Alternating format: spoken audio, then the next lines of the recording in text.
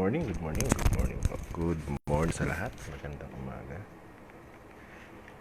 Magandang umaga.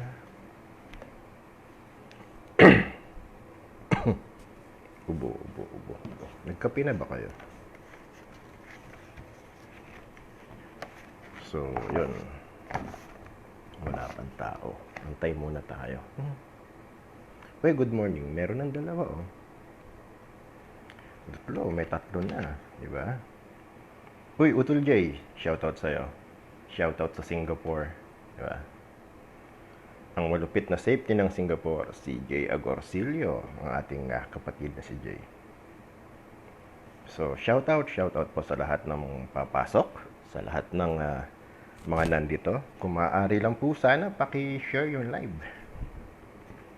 Yun, naisipan lang natin mag-live ngayon kasi lalaba. Frederick Mirador, shoutout sa'yo. Kamusta? So, yun, meron tayong ilang katanungan, no? Actually, 8 katanungan. At meron tayong, sige tol, may audit daw sila Utol J ngayon. So, meron tayong mga katanungan galing sa Facebook natin, sa page natin. At babasahin natin yon at bibigyan natin ng kasagutan, So, actually, yung mga tanong na to more on technical, More on technical siya, so okay lang din naman. Tapos meron tayong mga tanong na sasagutin at yung mga sagot natin ay manggagaling po sa DO198-18. No? Good morning po from Brunei. Uy, maganda dyan sa Brunei. Baka naman sama ako dyan. Pwede ba sumama dyan sa Brunei?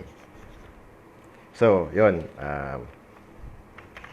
Maya-maya pong konti, mag-umpisa na tayo. So, ito yung list ng mga sasagutin natin na tanong, no? Yan. Mga tanong nila. Mga tanong ng mga kapwa natin safety na baguhan at yung iba may katagalan, na.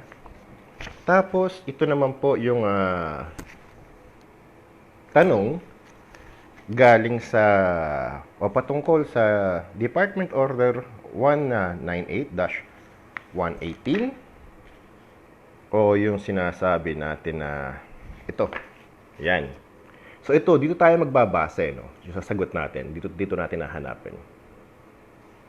Oo nga medyo busy kasi. Medyo madalang makapag-live kasi busy-busyhan. Ayaw naman natin magkamali sa mga sagot na ibibigay natin. So, magbabase tayo dito sa Department Order 198. Implementing rules and regulation of Republic Act number 11058 entitled An Act Strengthening Compliance with Occupational Safety and Health Standards and Providing Penalties for Violations thereof. Diba? Jeffrey Gamboa, shoutout sa'yo, tol. So, yan. May 10 na tayo. Pwede na yan. Ano naman, pakishare naman mga kapatid yung live para pakishare naman po. Kung okay lang. Sige na, pasuyo naman. Pashare na lang. So, yung unang tanong, yung unang tanong na sasagutin natin galing kay J-Room Cueva. So, yung tanong niya, paano po ba kakausapin ang construction supervision upang sumunod sa mga safety procedures? So, yung paraan ng pagkausap, nasa iyo. Pero dapat tandaan natin, kailangan lagi tayong malumanay sa pagsasabi, sa pagsasalita sa kanila, di ba? Hindi pa pwedeng siga-siga tayo kung safety tayo. Ngayon, paano natin sila mapapasunod? Well, sa umpisa, may hirapan tayong pasunurin sila kasi, di ba, unaware sila dun sa mga nangyayari. Pero kailangan ipaliwanag natin sa kanila yung pros and cons. Ano ba mangyayari kapag hindi sila sumunod sa safety procedure o sa safety protocol? Pwedeng ma-aksidente yung mga tao, pwedeng masugatan. Now, kapag na-aksidente yung mga tao, magkakaroon tayo ng stop work, magkakaroon tayo ng investigasyon kapag malala yung nangyari. Mapapahinto, natural yung trabaho. So, delay ang production. Maraming abala ang mangyayari. Di ba? Now, pag sinabi natin yon, yung mga posibleng mangyari, yung mga abala, sasabihin din natin yung corrective actions, yung mga dapat nilang gawin. Di ba? Tapos, pag nasabi natin sa kanila, ituturo din natin kung paano ang gawin. Hindi kasi pwede, uy, pinsan, Precious Mercy Balagtas, shoutout sa'yo. Briggs Tambolo, shoutout. Hindi kasi pwede mga kasama na basta nanaway ka lang. Sa larangan natin, as a safety, bago tayo manaway, bago tayo magsabi ng mali yung ginagawa nila, kailangan alam natin yung tama. Bakit? Kasi kapag sinabi natin na mali sila, kailangan meron tayong corrective action na ibibigay. Di ba? Kailangan masabi natin yung tamang proseso. Hindi pa pwedeng sinaway mo, oh, unsafe yan. Tapos, ala na, talikod ka na. Kasi bakit? Unsafe condition lang, unsafe condition lang yung alam mo pero hindi mo kaya magbigay ng tamang corrective actions. Mali po yun. Kailangan kapag nanaway ka, magbibigay ka ng gagawin nila. Di ba? Tapos, sabi pa niya, as a new safety officer sa field na ito, paano po magkaroon ng self-confidence para harapin ang mga management to enforce safety site? Now, para maging confident po tayo, dapat alam natin yung ginagawa natin. Claire Dem Castello, shoutout sa'yo. Di ba? Yung confidence sa'yo manggagaling yan, hindi sa ibang tao eh. So ngayon, paano ka magiging confident? So, aralin mo yung sarili mo, di ba? Patalinuhin mo yung sarili mo. Alamin mo yung tamang proseso. Alamin mo yung tamang mga dapat gawin. At i-practice mo. Lalo na, karamihan po kasi sa atin, lalong-lalo na yung mga baguhan, medyo ilang pagsasalita o kahit sa toolbox, medyo kinakabahan pa eh. Pero hindi lang naman kasi yung mga baguhan ang nakakaranas niyan. Meron din namang mga datihan din. Briggs, shoutout sa'yo, from Maribeles, Bataan. So, ngayon, paano ba natin mapapahusay yung sarili natin? Sabi ko nga po, practice makes perfect. Di ba? Paghusayan natin yung ating sarili. Turuan natin yung ating sarili. Ganun lamang po yung dapat natin gawin. Pare ko, magandang umaga sa'yo. Doon di ka, Soriano. Pare, magandang umaga. So, ganun po yung gagawin natin. Patalinuhin mo yung sarili mo. Alamin mo yung mga proseso, yung mga tamang proseso, yung standard, yung procedure, yung protocol, lahat yan, aralin mo. Tapos mag-practice ka sa mga report making, mag-practice ka sa mga documentation, nag-practice kang kumausap ng maraming tao para masanay ka. Kasi sa umpisa talaga mahirap. Pero katagalan, masasanay ka rin. Ngayon, second question po galing kay Estrella Atienza, kay kapatid ni Estrella Atienza. Kailangan ba maging multitasking si safety officer pagdating sa site? Hindi po. Safety fire watcher, safety timekeeper, safety expediter? Hindi. Wala sa duties and responsibilities natin maging pipefitter, maging expediter, maging timekeeper, maging fire watcher. Hindi po kailangan na maging trabaho ni safety yan. Kasi po, may ibang responsibilidad si safety na mas malaki kumpara doon sa mga nabanggit. Diba? Ngayon, kung sasabihin ng management, hindi, ito yung natin sa'yo eh. Ito yung binigay namin duties and responsibilities sa'yo eh. Pwede magbase na lang tayo dun sa OSH protocol, diba? Sa duties and responsibilities ni safety. Rinalyn Mariano, shoutout sa'yo. John Ray, shoutout.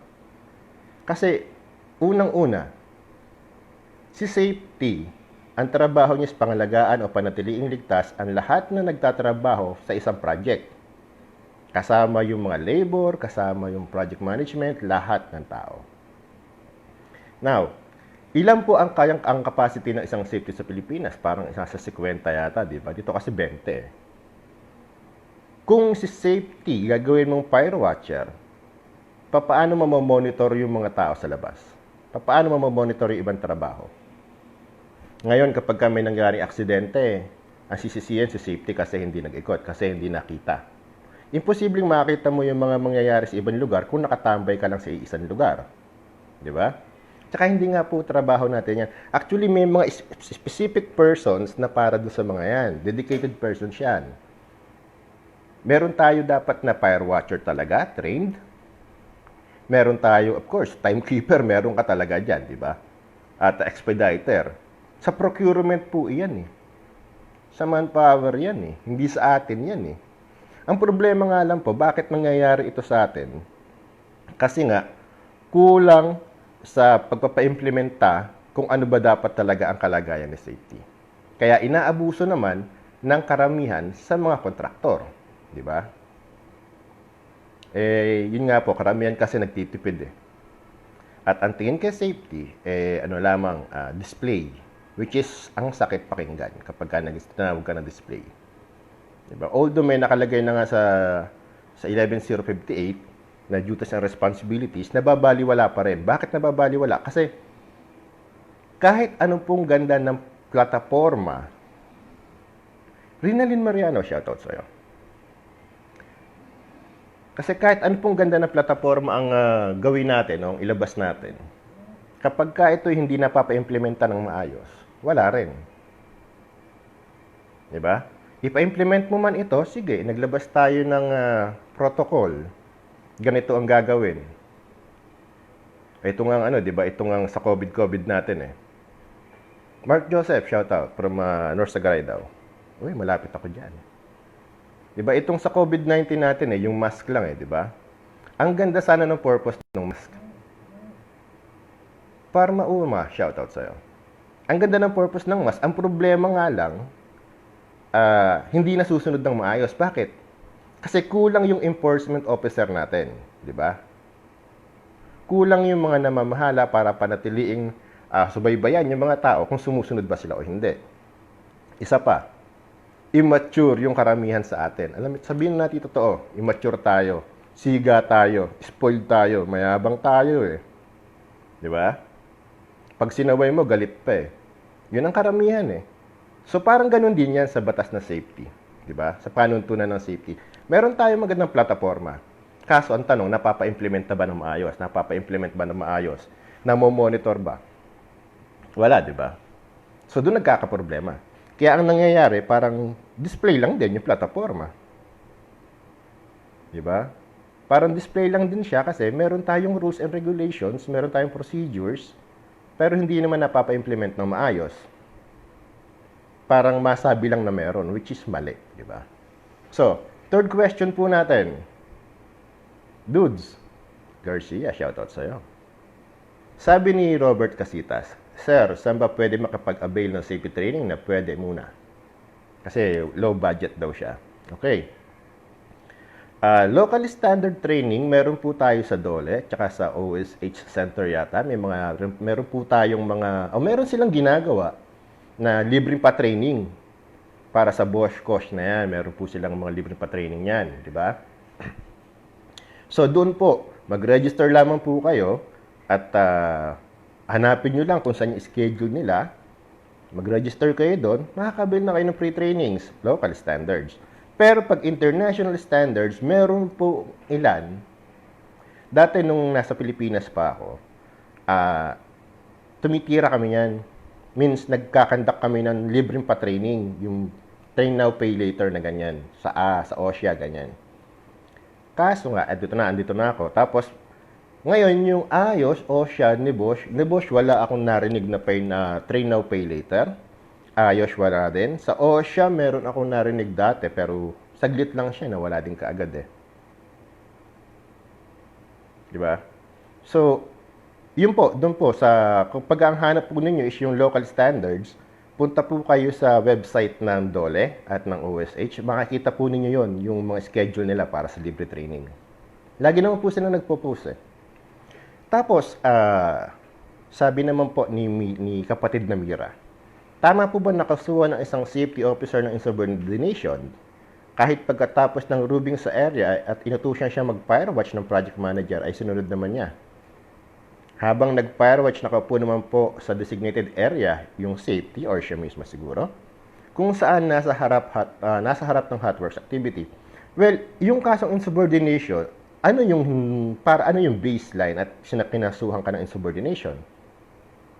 Kung inutusan ka na gawin yung trabaho at ginawa mo naman, kahit na hindi natin trabaho yung pagpa-firewatch, ginawa mo in good faith, di ba? Kasi project manager, sabihin natin, ginawa mo yung trabahong inutos niya, kahit hindi mo naman talaga responsibilidad, para sa at kakasuhan ka.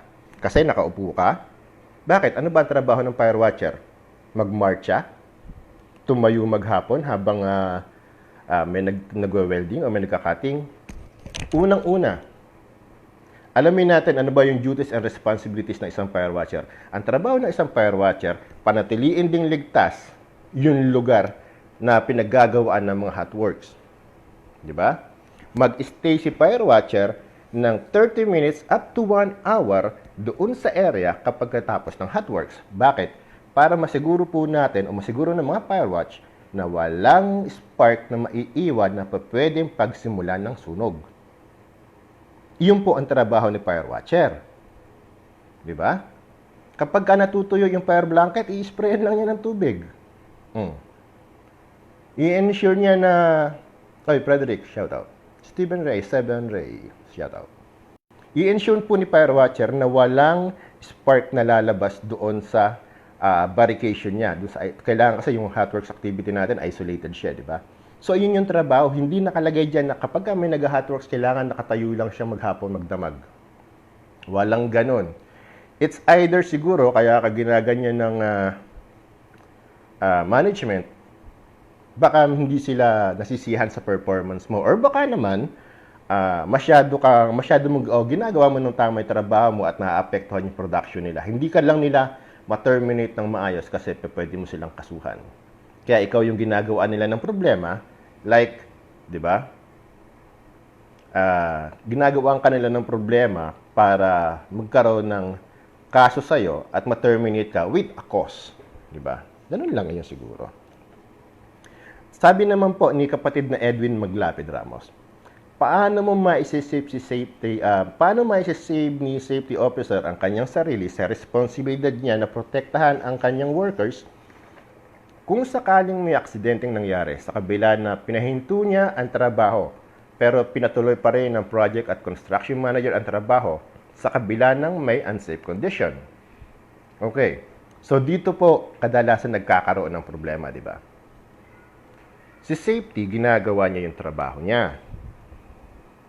Mahusay si safety mag-identify ng hazards, alam niya yung risk, alam niya yung protocols, alam niya yung procedures, alam niya yung standards, lahat. Pinahinto niya yung trabaho kasi may unsafe condition or imminent danger tayo nakita. Ngayon, kung itong si project manager or si construction manager, si site in charge, si site engineer, walang pakialam sa kaligtasan ng mga tao, ipinagpatuloy pa rin niya yung trabaho. Sabi niya, ako ang project manager dito, ako ang site manager, ako ang construction manager, tuloy ang trabaho, huwag intindihin si safety. Siyempre, naturalmente, di ba? Itong mga worker, susunod yan dun sa project manager. Takot lang ng mga yan, nakaltasan sila ng sahod. Di ba? Huwag silang bayaran. Huwag bigay ang overtime. So, tapos may nangyaring aksidente. Let's say, sabihin natin may nangyaring aksidente. May pananagutan ba si safety? O kay safety ba babagsak yung problema? Well, unang-una pong tatanungin dyan si safety. Palagi namang ganun yung senaryo natin. Kapag may nangyari aksidente, si safety palagi ang pupuntahan, ang tatanungin. Ngayon, may kasalanan ba si safety? Wala, unless mapapatunayan ng mga investigador na nagkasala ka o nagkulang ka. Ngayon, paano mo ma-save yung sarili mo? Diyan pumapasok na kasama yung pagiging dalubhasa o pagiging magaling natin o pagiging maalam natin sa paggawa ng mga dokumento. Anong dokumento ba yung kailangan natin para ma-save tayo sa mga problema? Simple lang. Isang dokumento lang yan. Ito yung tinatawag nating observation report. Diba? Yung SOR, Site Observation Report. Ngayon, ano ba yung SOR na to, yung Site Observation Report? Ito po yung daily observation report na ginagawa ni safety. Nag-iikot tayo, nag-identify tayo ng hazard or ng risk or ng unsafe act, unsafe condition. Tapos gagawa natin ng recommendation. Diba? So ngayon, kung maalam ka, kahit sabihin mong wala kayong form, Kumuha ka lang ng isang logbook, kahit yung packet size ng logbook lang eh. Di ba? Kung talagang yung kumpanya ninyo walang pakialam sa mundo, walang pakialam sa tao at pera lang ang kita lang ang hanap, iligtas mo yung sarili mo sa paggawa ng mga dokumento na ganito. Ilista mo yung observation, ilista mo yung corrective actions, papirmahan mo doon sa supervisor, doon sa foreman, doon sa engineer, o kahit sa sino pang in charge, kahit doon sa project manager. Bakit mo kailangang papirmahan? Para iyan po ay acknowledgement na alam nila yung nangyayari. Na inireport mo sa kanila yung nangyayari at inireport mo din sa kanila yung dapat gawin para maiwasan yung mga aksidente. Pero binaliwala nila. In case lang in case na baliwalain nila yan, hindi sila pipirma. So ilagay mo doon, tawag dito, ayaw pumirma, di ba? Refuse to sign. Ngayon, kapag naman po yung ating kumpanya pinapasukan, maayos naman, may mga meron tayong mga safety forms, gawa ka ng observation report mo, lagyan mo ng corrective action, papirmahan mo doon sa engineer, sa foreman, sa supervisor, sa project manager, kung sino pa yan. Tapos, i-xerox mo. Pag pinirmahan, i-xerox mo. Ibigay mo sa kanila yung photocopy at sa'yo naman yung original. Ipapile mo yan. Para saan po yung mga dokumento na to? Yung simpleng dokumento po na to ay magliligtas sa iyo sa kapahamakan oras na magkaroon ng aksidente kasi lahat po ng permadong dokumento ay pwedeng gamiting ebidensya sa lahat ng klase ng korte o hukuman kapag ka nagkaroon ng hablahan. Pwedeng gamiting ebidensya yan, mga kasama. Kasi ang dami na namin nagawang ganyan dito. Ngayon, bakit kailangan humantong sa pirmahan? Tama ba nagagawa tayo ng black and white? Di ba? Christian ba? May shoutout sa'yo. So, hindi dapat Hindi na dapat humantong sa black and white Hindi na dapat humantong sa gawaan pa ng dokumento sa pirmahan Pero, kung talagang ayaw nila sumunod, wala tayong choice. Pero ito, tandaan natin yung daily observation report o yung ating site observation report, kasi depende sa tawag yan Merong daily observation report, merong site observation report, meron naman DSIR, yung daily site inspection report. Pero nahila. Pero same lang naman 'yon. Yun po yung ginagamit natin o ginagawa natin na mga dokumento sa araw-araw bilang isang safety para ilagay yung observation sa nakita natin, di ba? So napakalaking bagay po niyan. Ang problema nga lang, yung karamihan ng mga safety natin, kung hindi na po sila binibigyan ng dokumento or wala tayong computer table sa opisina, wala tayong laptop sa opisina, wala tayong table, o kahit wala tayong opisina, tinatamad na po silang gawin yung trabaho o yung responsibilidad nila. Uulitin ko po mga kasama, no? Jong Arayata, Romnick Lanzuela, shoutout. Ito po ay hindi naman para sa opisina nyo lang. Ito po ay para sa inyong sariling pangkaligtasan. Yung paggawa po ng dokumento ay para sa sarili ninyong pangkaligtasan. Makakatulong po yan ng malaki sa inyo at doon sa mga taong nasasakupan ninyo. Michael Gondo, shoutout sa ito. So, yun po, huwag po natin kakalimutan. Ngayon, kung kailangan ninyong matutong gumawa ng observation report, kung hindi kayo marunong, i-message nyo lang ako, tuturuan ko kayo. Walang problema sa atin yan. Tapos, sabi ni Mark Joseph naman po, bakit safety compliance lang kadalasan dito sa Pilipinas? Bakit walang nag-iikot every project site na taga-dole? Every month daw.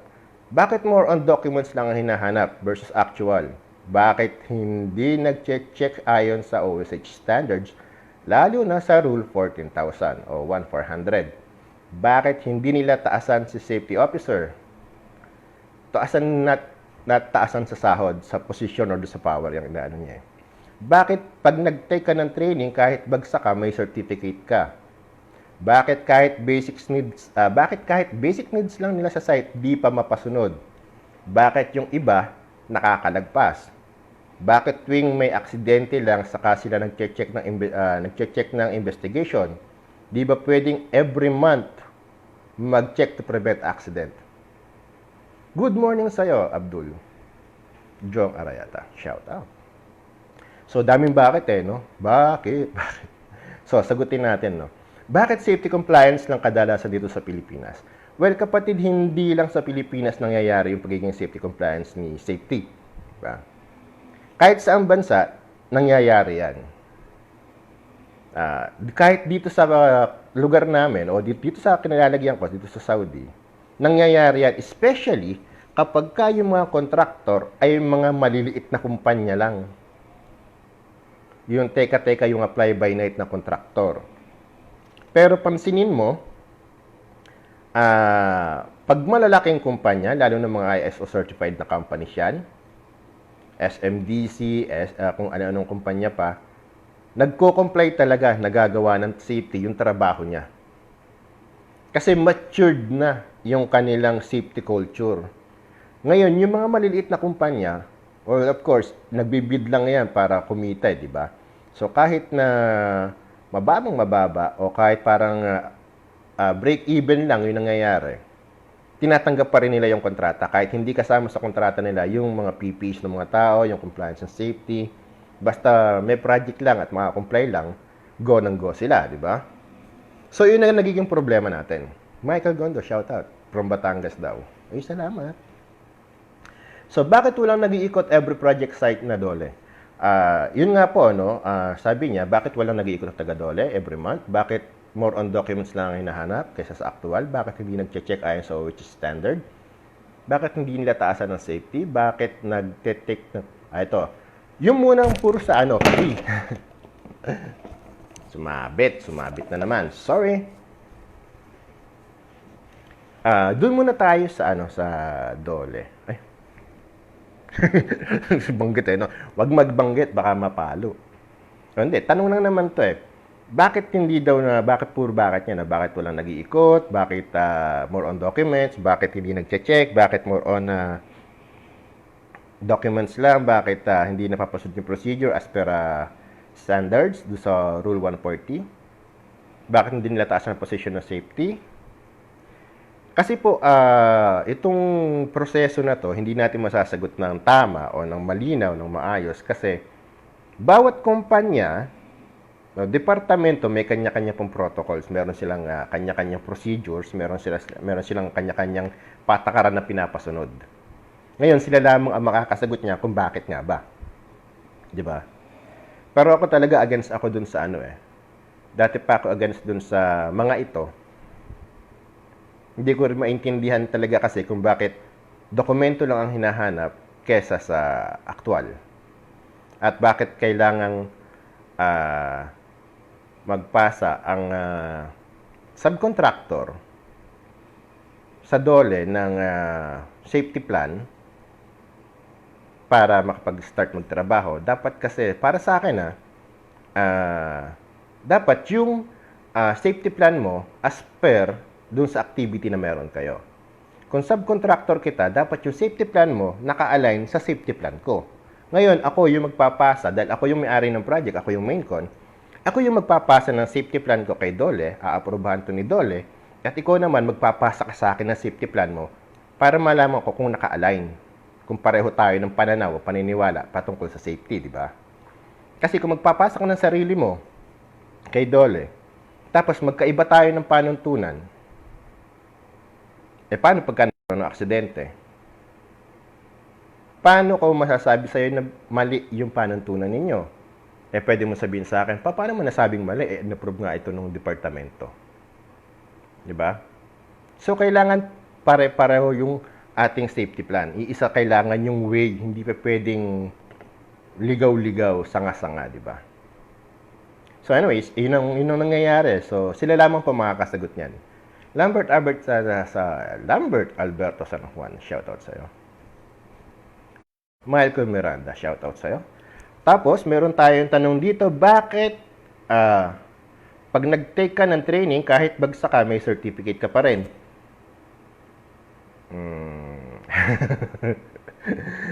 Hindi ko din po alam.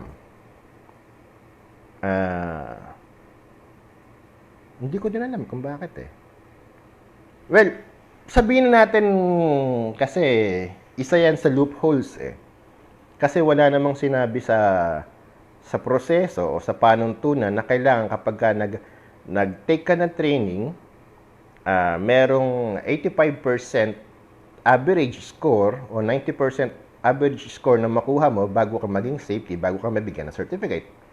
Wala eh. So, pumunta ka sa training. Marvin, shoutout sa'yo, tol. Pumunta ka sa training, makinig ka, maupo ka, tapos ilabas mo ang cellphone mo, mag-ML ka kasi ranking game. Okay lang. Sagutan mo yung training, sagutan mo yung exam, 1 to 20, bibigay pa sa'yo yung sagot. Imali mo lahat yung sagot, okay lang. Bakit? Kasi wala namang panuntunan na kailangan mong ipasa eh. Ang panuntunan lang is kailangan maka-attend ka ng training eh. So, ganun siguro. At imagine na rin po natin, kapag ka nagkaroon ng panuntunan na kailangan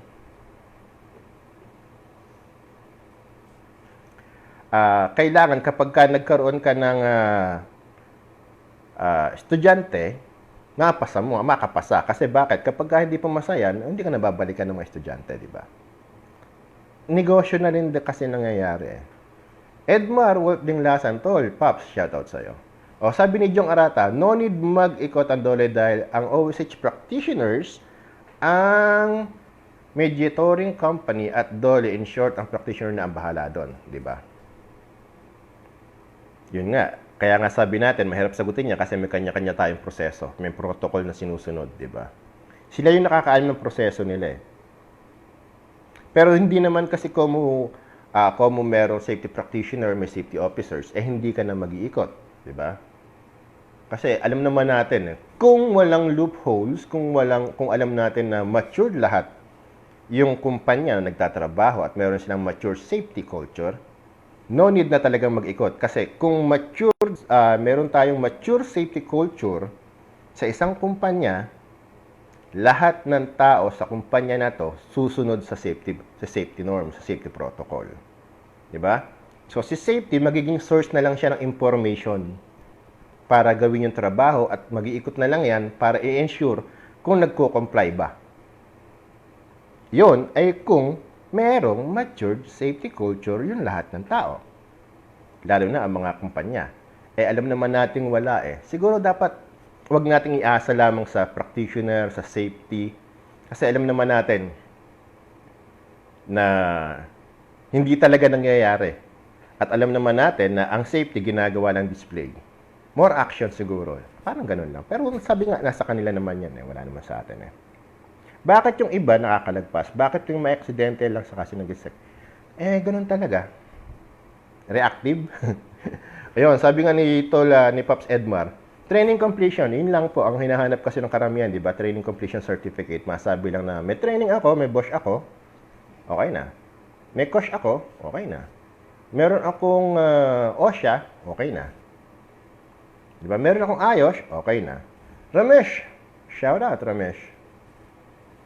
So, yun ang nagiging problema natin, di ba? Sir, possible to translate in English?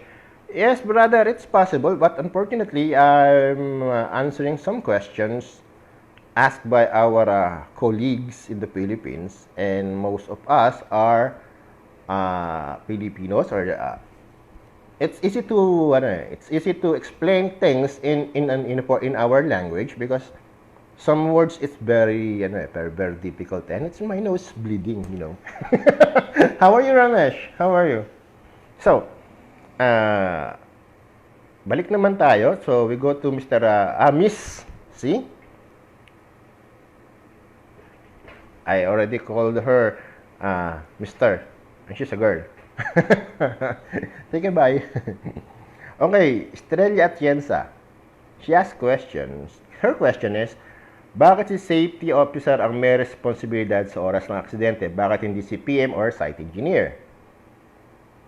Why it has to be the safety officer's responsibility when an accident occur?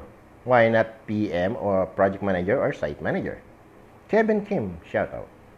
So, unang-una, it's a safety officer's responsibility po talaga na pangalagaan yung ating site. So ngayon, kapag may nangyaring aksidente or insidente, ang unang-unang tatanungin is si safety. Pero hindi naman ko mo tinanong si safety, bine-blame ng si safety na kasalanan mo. Surprise visit lang ang gagawin ng DOLE to ensure nagko-comply ang company sa safety procedures. Then to check also if there is any safety deficiencies at your area. Tama ba, boss? Tama. Walang sabihan, di ba? Walang bubukuhan. Pupuntahan kita dyan kung kailan ko gusto para ma-check ko. O pupuntahan kita kung kailan ka hindi nakahanda para malaman ko kung nagko-comply ka o hindi. Di ba? So, go back to the tanong. Bakit si safety officer ang may responsibility sa oras ng aksidente? Bakit hindi si PM or site engineer? Yun nga po, responsibilidad ni safety ang pangalagaan yung mga kasama natin, yung mga tao. Ngayon, kapag nagkaroon ng aksidente, like kunyari may nahulog, may nasugatan, hindi naman sinasabi na kasalanan lagi ni safety. Actually, hindi kasalanan ni safety na nasugatan si worker. Hindi kasalanan ni safety na nalaglag si worker. Di ba? Kaya wala silang karapatang ibintang kay safety. Tatanungin si safety kung ano ang nangyari kasi siya yung mas nakakaalam. Ngayon, papaano ba malalaman kung may kasalanan talaga si safety o wala? Papaano naman malalaman kung kasalanan ng tao o wala? Sino ba ang may kasalanan? Hindi naman tayo nag-iimbestiga para alamin kung sino may kasalanan. Nag-iimbestiga tayo para malaman kung ano ang nangyari para hindi na ulit mangyari sa susunod. Ngayon, dumating tayo sa punto na may nadisgrasya ng tao sa malangit nawa. Wag naman po sana. Nagkaroon ng demandahan. Makukulong ba si safety? Makukulong ba si site engineer? Makukulong ba si project manager? Sino ba ang may kasalanan? Ngayon, diyan po papasok yung tinatawag nating duty of care. Diba? Kahit sa ILO, sinasabi ang duty of care. Itong duty of care, ano nga ba to? Ito po yung tinatawag natin. Shout out, unspec. So, ito po yung duty of care na tinatawag. Ito po yung responsibilidad mo at responsibilidad ng kumpanya pinapasukan mo. So, bawat isang tao na nasa isang kumpanya ay may obligasyon na pangalagaan ang sariling kapakanan. Ikaw bilang isang safety, obligasyon mo na gawin yung mga protocols na kailangan para mapanatiling ligtas yung mga tao. Ikaw si manager, obligasyon mo na mag-comply at ibigay yung mga pangangailangan ng mga trabahador mo. Di ba? Ikaw naman worker, obligasyon mo at responsibilidad mo na gamitin o sundin yung mga pinag-uutos o yung mga patakaran na meron ang kumpanya mo. Ngayon, nabigla kang na aksidente, sino may kasalanan? Si safety ba? Magkakaroon ng investigasyon yung mga kasama. Sa investigasyon, lalabas yan. Bakit na-aksidente yung tao? Kasi nagtatrabaho siya sa third floor. Nagpipinturo siya sa labas ng building. Ang gamit nating andamyo o yung tungtungan ay yung mga kawayan na ginawang scaffolds, which is pinapayagan pa rin naman sa ibang bansa yan na gamitin, di ba? As long as magaling yung pagkakagawa, safe yung pagkakagawa. Now, nalaglag yung tao, sino may kasalanan? Sa investigasyon po, lalabas dyan, ano yung hazard doon? May report ba ng mga hazard? Unsafe condition ba? Unsafe act ba yung mga nangyari?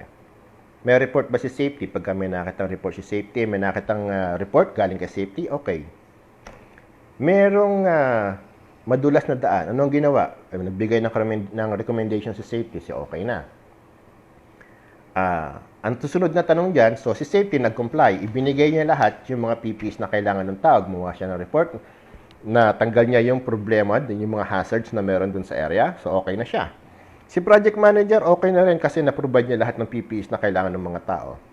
Ang tanong, sinuot ba nung worker yung PPE na binigay sa kanya ni project manager at pinagamit sa kanya ni safety? Hindi sinuot ni worker yung PPE kasi abala daw sa trabaho. So, sino ang may pagkukulang? Doon po yan. Diyan po lalabas yung ating tinatawag na duty of care. Diba? Ginagamit po yan sa korte. Most probably, lahat po na nag-take ng IOS MS, familiar po kayo o baka narinig nyo na itong duty of care. Diba? So, doon po yan. Hindi pa pwede o wala pong katotohanan na kapag may nangyari aksidente is kasalanan agad ni safety. May mga investigasyon pa pong mangyayari dyan. Pero, mayroong mga pangyayari na talagang napaparusahan si safety dahil lumalabas sa investigasyon na yung meron siyang pagkukulang na ginawa. Nagpabaya siya sa tungkulin niya. Pero sinasabi din po kasi, maliban sa duty of care na tinatawag, Ah, ang mga managers,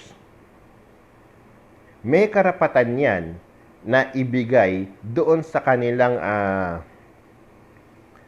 selected na mga tao, doon sa mga pinili nilang tao, para ibigay yung duties nila and responsibilities nila. Like po si safety officer, di ba? So bakit tayo may safety officer sa site? May project manager naman, o may safety manager naman, may supervisor, may engineer. Di ba? Si safety, kukuha ako meron akong sabihin natin na meron tayong project, 1,000 katao. Ngayon may safety manager. Si safety manager, shout out sa iyo, Ray Vincent. Si safety manager po kukuha yan o mag-hire yan ng deputy safety manager. Para yung deputy safety manager ang magpapa-implement ng trabaho. Si deputy safety manager mag-hire yan ng mga supervisor para iutos niya kila supervisor yung trabaho na sinabi sa kanya ni safety manager. Si safety supervisor mag-hire yan ng mga safety officer para gawin naman yung sinabi ni safety supervisor. Di ba? Hanggang si safety officer, kukuha yan ng mga safety aid o safety labor para i-execute yung trabaho. Ladder-rise nga eh. Di ba? Mula kay safety manager, ito yung naisip kong trabaho, kailangan may mga signages sa bawat area, doon sa mga unsafe location. O, tatawagan ko si deputy. Deputy, magpalagay ka ng signages doon sa mga area na ganito. Sige sir, papalagay ako. Sabi ngayon ni deputy, di ba? Si deputy, tatawagan si Bisor. Bisor, magpalagay ka ng mga safety sa mga signages doon sa mga area na to as per advice ni manager. O, ngayon, si Bisor tatawag sa mga officer. Safety officer, maglagay kayo ng mga signages doon sa mga ganitong area as per advice ni deputy. Sabi daw ni manager sa kanya.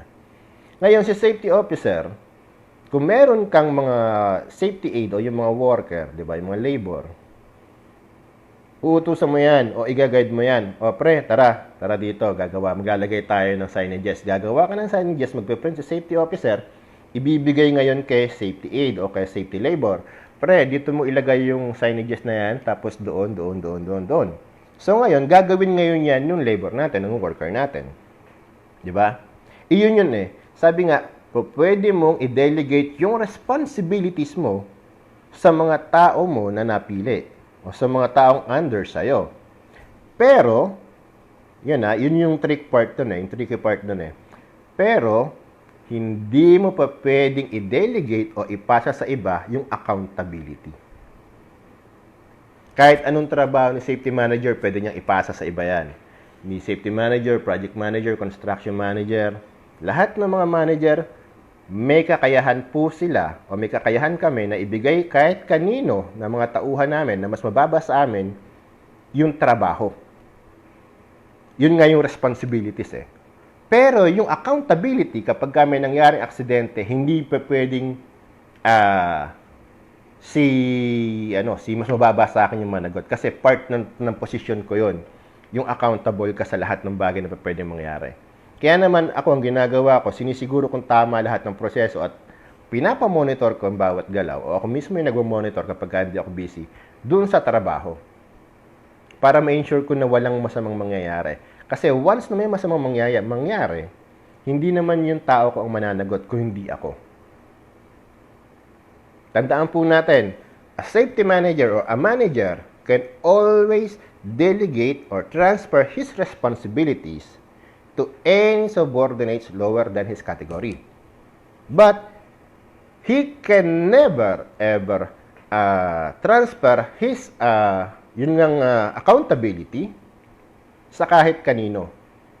Sa kanya lamang po yun. Solong-solo niya yun. Di ba? Yun ang problema sa mga matataas ang posisyon. Accountable ka sa lahat ng mga mangyayari. Kaya naman po, ang pinakamaganda, if ikaw ay isang safety manager, i-train mo yung mga safety mo, from supervisors to safety officers, i-train mo sila lahat, ipaalam mo sa kanila yung nalalaman mo. Bakit? Para po, safe tayong lahat. Kasi kahit sabihin mo na tao mo itong mga to, once na sinolo mo yung kaalaman at may nangyari, ikaw pa rin 'Di ba? Safety manager ka na, doon ka sa opisina mo, nag-rank game ka eh, no? Biglang may nalaglag na tao, apatay ka. Pagka nagkataon, kulungan ng bagsak mo, sa kulungan ka magra-rank game. 'Di ba? Iyak. So, wag po tayong madamot, especially sa mga safety managers. Turuan natin yung mga tao natin kung paano maging isang mahusay na safety. Huwag tayong matakot sa kompetisyon kasi kadalasan nangyayari, sabi nila, huwag mong turuan yan kasi pag tinuruan mo yan, magiging kompetisyon mo pa yan sa susunod. Baka yung trabaho na dapat mapunta sa'yo, mapunta pa sa kanya. Kaya kung katuwiran ko, ano naman. Mas maganda nga yun mas gusto ko nga yun challenge eh. Kasi once na wala kang kompetisyon, as is ka na lang. Parang kung lahat kayo merong OSHA na lang kayo lahat. Wala nang aangat, wala nang mag-excel. 'Di ba? Pero kung ikaw naman nakita mo na eto dapat yung kuhanin ko pa. So, mag-excel ka talaga, magpupursige ka na mas gumaling pa. Sabi ni Kevin Kim, required ba ni safety ang maghatid sa pasyente sa hospital if may na-aksidente? Well, kung wala tayong nurse sa clinic, kung wala tayong clinic, wala tayong nurse o mga site nurse, pwede po. I-ensure lang natin na itong tao ay nasa ospital at kasi documentation din yan para malaman natin kung ano ang nangyari. Kasi once na nagkaroon ng investigasyon, hanapin yan saan ng ospital nangyari ito, saan ng ospital dinala itong tao, ano yung ginawa sa kanya, ano yung binigay sa kanya, paano siya in-administer doon sa ospital, paano siya ganito, ano na yung kondisyon niya. Kaya mas pabor ako na kasama si safety sa paghahatid ng isang pasyente o ng isang tao na na-aksidente sa ospital para at least alam mo kung ano ilalagay mo sa report. Kasi meron tayong incident report na dapat ipasa. Meron tayong accident report na dapat ipasa at kailangan ito'y dokumentado. Kompleto. Ngayon, kung magkikinig ka lang sa hearsay, mahirap yan. Baka sabihin, patay na, buhay pa pala. Diba? JRC Cabinta, shout out sa'yo, sir. Shout out sa'yo. Safety daw siya sa Cubao. Ako, dito ako sa Jubail, baka naman, di ba? May holiday na susunod sa July. Baka gusto mong magpa-Jollibee. Mark C. Panugaw, shoutout sa'yo. So, balik tayo sa tanong ni kapatid na Estrella. Dapat ba paalalahanan ni safety ang lahat ng bisita sa site kung hindi naka-PPE? At kung may limitasyon ba ang pagsita ni safety kung sino ang dapat sitahin sa site? Well, yes, dapat po paalalahanan ni safety ang lahat ng bisita sa site na walang PPE o hindi nag-comply sa safety protocols or sa norms sa site. Bakit? Ikaw ang siga dyan. Basta patungkol sa pangkaligtasan, ikaw ang siga dyan. Karapatan mo silang paalalahanan. Magkaiba po yung pagsita sa pagpapaalala. Pag sinita mo, siga Oy, ano yan? Tama ba ginagawa mo? Amos ka, suot mo yung helmet mo. Yun ang pagsita. Ngayon, kung sasabihin papaalalahanan mo, sir, excuse, good morning sir, good afternoon sir. Sir, may protocol kasi tayo dito. Kailangan may PPE, baka po pwedeng pakasuot yung ating PPEs. Sir, pasensya na po kayo. Bawal po kasi pumasok dito na walang PPEs Pero meron naman pong available na PPE dun sa store room natin. Pakuha na lang po tayo. Huwag po muna kayong pumasok, papakuha ko. Mga ganung banatan ba, di ba? Hindi yung siga-siga ka kasi sabi nga, nasa pag-approach mo yan sa tao kung susunod sila or hindi. Nasa sayo yan. Kung siga ka mag-approach, walang susunod sa'yo. Diba? Baka sa halip na sumunod, mabwisit pa. Sa akin nangyari ito may kwento ko lang Nangyari sa akin to when I was working with Royal Commission as a safety manager. Meron kami activity. Ngayon, nasa opisina ako. Paglabas ko ng opisina, merong mga sasakyan na dumiretso sa site, which is bawal yun. May protocol kasi na bago ka pumunta sa site, kailangan meron ka munang orientation. Tapos i-issuean ka ng PPE. Tsaka ka palang pwede pumunta sa site. So, yun ang pinapa-implement ko dun sa project na yun. Then one time, ang daming sasakyan, nagpuntahan lahat sa site, dire-diretso doon. So, syempre, gulat ako. Punta ngayon ako doon. Pagpunta ko doon, nakita ko tong mga tao, mga walang PPE talaga, as in walang PPE. Tapos nakita ko din yung project manager, yung construction manager, lahat nandun sila. Mga big time nandun. So, nilapitan ko yung dumating. Tapos pinipigilan ako sa mga tingin sa akin ng mga ng mga colleagues ko, ng mga managers din. Tapos sinita ko ngayon, yung kinausap ko, yung tao, hindi ko naman siya sinita na, oy, bawal niya. Kinausap ko, sir, good morning. I'm Renante, sir, the project safety manager.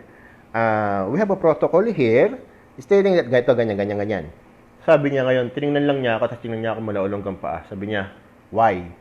Di sabi ko, piniliwanag ko sa kanya kasi pupunta kayo rito, wala kayong PPE, under construction tayo, so ang daming unsafe condition na pwedeng mangyari dyan kasi moving tong area. So, pwede kayong matilamsikan kapag may mga pumitik na kayo dyan o pako o kahit na ano. Pwede kayong tamaan, pwede kayong mapuwing, pwede kayong mabugsakan, pwede kayong mapako. Anarisa, shoutout sa'yo, Maricoy. So, pinaliwanag ko sa kanya na maayos, tapos binilang ko yung mga tao, tapos tumawag ako. Nagpadala ako ng helmet at saka ng vest. No, ngayon, nung na-insure ko na meron na silang PPE, tumalikod na ako kasi may ginagawa ako noon sa opisina Hindi ako nagra-rank game, wala pang rank game noon. That was 2011. Tapos ayun, after 2 days, pinatawag ako sa Royal Commission at nabigyan ako ng award. Safety Manager of the Quarter. Gulat din ako unexpected yun Bakit ako nabigyan ng award? Kasi yung nagpunta, iyon pala yung governor ng Saudi, ng Jubail, ng Royal Commission. So, royal family siya. Project nila yung ginagawa namin. So, kumbaga, siya yung may-ari. Sa halip na matanggal ako sa trabaho, hindi ako tinanggal, hindi Pero yung mga kasama ko, yung mga managers ko, galit na galit sa akin, ba't daw ginanong ganyan-ganyan ko siya. Nag-meeting kami, na dapat daw hindi ako ganun. Dapat daw hayaan ko lang kapag mga royals. Sabi ko, hindi pa pwede yung royals. Royals nga, dapat nga, pangalagaan pa yung mga yan Diba? Ipakita natin na meron tayong ganito, meron tayong ganyan. Pero alam niyo naman kasi, diba, yung mga ibang lahi, mas gusto nila yung money matters So, yun. Sa madalit salita, walang masama kung gagawin natin yung trabaho natin in good faith. Ang masama, gagawin mo yung trabaho mo, ini-extrahan mo pa na pagkasiga kasi safety ka. At tanggal sa trabaho, bugbog sa labas sa kanto ang aabuti natin. Pagka ganong siga-siga tayo, di ba? Hindi pwedeng daanin sa good faith o sa maayos na kapaliwanag, sa maayos na pagsasalita.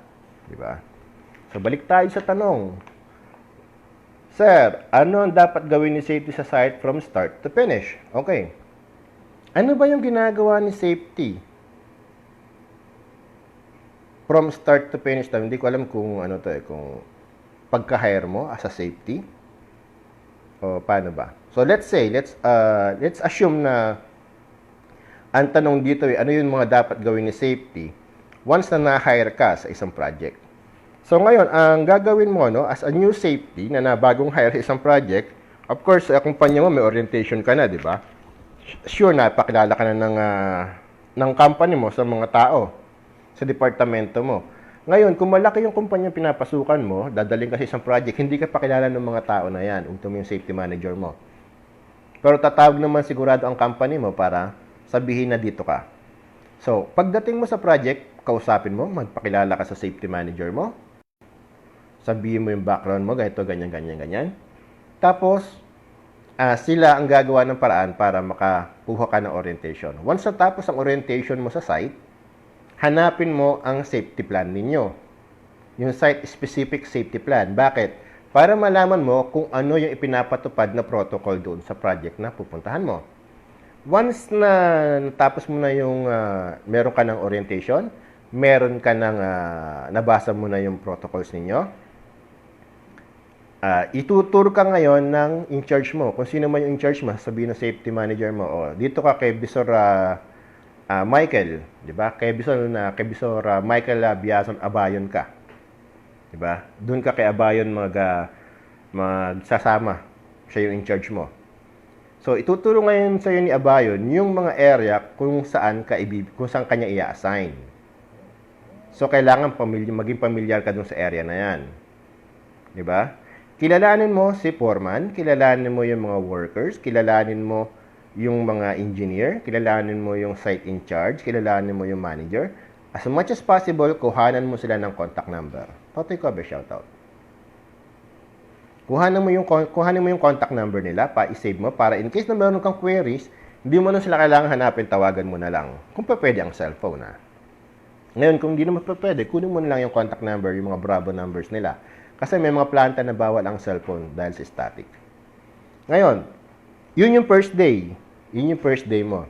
Second day, pasok ka ng maaga. As much as possible, mas maaga kaysa sa mga worker. Ian Lopez, shoutout sa'yo. Bakit? Maganda kasi na mauna ka dumating sa mga workers.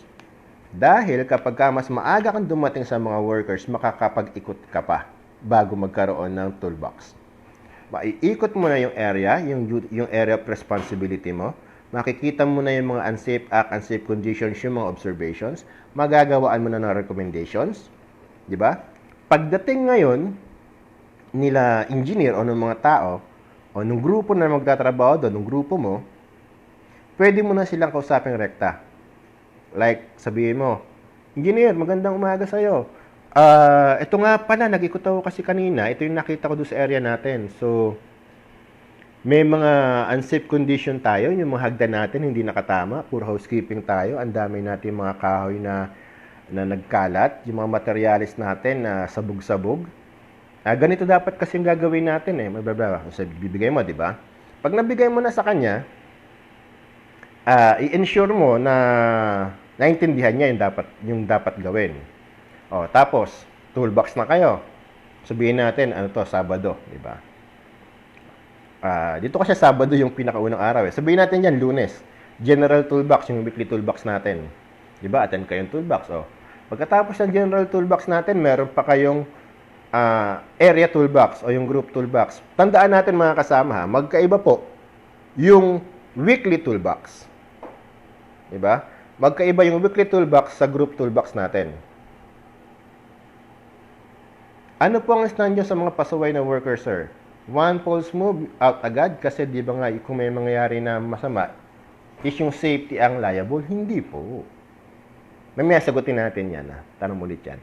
So, yun. Kapag katapos po nung pagkatapos po nung toolbox natin, meron tayong general toolbox, yung weekly toolbox natin, which is ginagawa yan ng lahat ng mga tao, from project manager to workers, sama-sama sa isang lugar, doon nag-uusap-usap. Pinag-uusapan po natin diyan yung mga nangyari kahapon o nangyari nung nakaraang linggo at yung mga gagawin natin ngayon linggo na to. Yun po yung ating general toolbox, no? Yung weekly toolbox. Meron din naman po tayo